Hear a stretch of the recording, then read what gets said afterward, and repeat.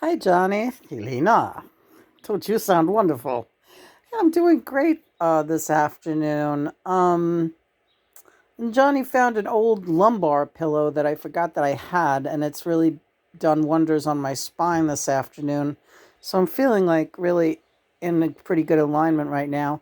Plus, I like that short story on J.D. Salinger that you showed me today. Thank you. That's quite all right. Thank you for sharing it.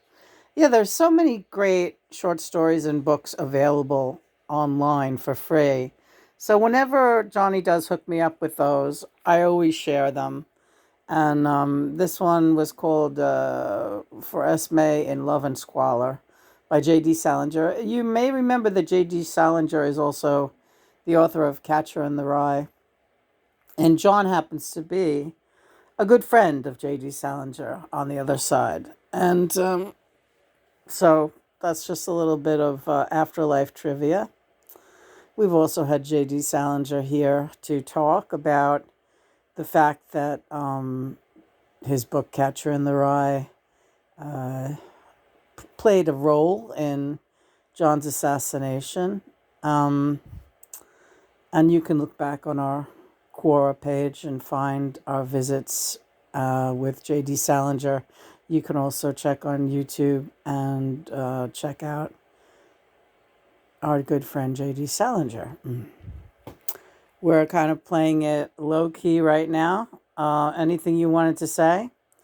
No, just that there's a really good vibe in the air, and we've cleared away some debris. Quite a while back, we had to report somebody for their inappropriate behavior on Quora with regard to our posts, and this is just for general information. If you file a complaint against someone on Quora, it usually takes the moderators about a year to get around to asking for details because most of the site is run by robotic moderators. Right, yeah. So it's almost like we had to provide details this week of a complaint that we filed a year ago, right? Is that? I mean, I'm losing track of time, but is that right? Is that about right? Yes, that's correct. It takes about. It seems to take about 9 months to a year. So I provided the details. Me and John, put together a letter about it, and then we made it public, which is what Quora suggested that we do. Right? That's correct. Um, so now it's like, where are we going with this? Just that it's done. Everything that we do gets done in a timely manner. So consider it a job well done. You're saying, yeah, I was like saying, I don't even give a shit about this thing anymore because it's so ridiculous. But see, that's the beauty part. You do realize that with time, what's your favorite saying? Time wounds all heals. Correct. Time wounds all heals. So, all right. So that person is just kind of impotent at this point, anyway. Correct. But Quora still asked for the details, and so we gave them to them, and that's really it. So it's what's done is done, and it's all done. All right. Very good. I like this picture. This is a T-shirt that we just got. Picture of a T-shirt that we just got. I won it on eBay for like 5 cents. Nobody wanted this T-shirt because there's something about it that's fluky, but I won't get into it. But I love it. It's a great T-shirt. John said to post a picture of the witch hazel. The reason being that witch hazel was John's favorite aftershave. Was his favorite aftershave. I used it for everything. I used it when I was on the fishing boat. I used it to freshen up. I would mix it with water and slap it all over myself because it kept bugs away. Except it kept black flies away. Oh, really? Yeah. I never knew that. But I knew that, it's funny. As a child, I always knew that I loved the, oh, Gladys, why are you crying, baby? Meow, meow, meow. I always loved the aroma of witch hazel, and I always liked having it on hand. And then I find out that John also is a giant fan of witch hazel. Yoko even mentions it in that he always had it around, tons of witch hazel. I only read that recently in a Yoko interview. And when John first started coming through, um, there was an odor. It smelled like the combination of ozone. Before a storm. Yeah, that's right. When lightning, right.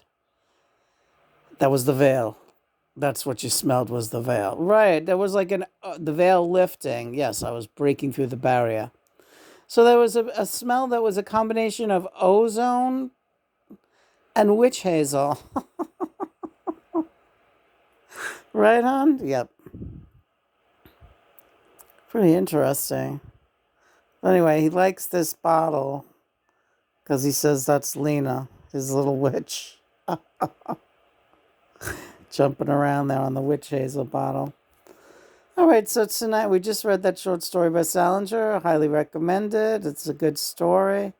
Um, mm, you want to watch more Mount Everest? I kind of like the octopus documentary, but it's a little draggy. Yeah, it's a little bit draggy. But we should maybe give it a chance. What do you think? Well, Tracy Morgan hosted this octopus documentary, and it's like a four-parter or something. So we got started with it, but I'm just not sure where to go with it. Why don't we just turn the camera off and decide what we're gonna do next? All right, anything in particular? But is that film supposed to make me feel guilty about eating squid? Well, you might want to just think about where it comes from. Because they really make it seem like octopus really have these really good personalities or something. All right, well, then maybe you want to watch it a little bit more. So I guess I'm not going to be eating squid anymore. Is that where we're going with this? See how you feel after watching the first half an hour. Do you still feel like eating squid? I guess I could do without it. Interesting. I guess I could do without it, and it's always been one of my favorites. Well, we could do so. We could figure out a vegan substitution. Yeah, it looks like we're not eating any more squid. I think I think my comment on that is bingo. Good girl. All right, you heard it here, folks. No more squid.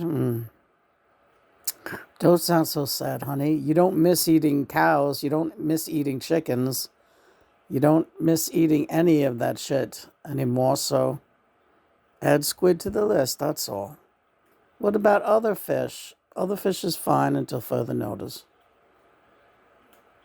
Are you sure? Yes.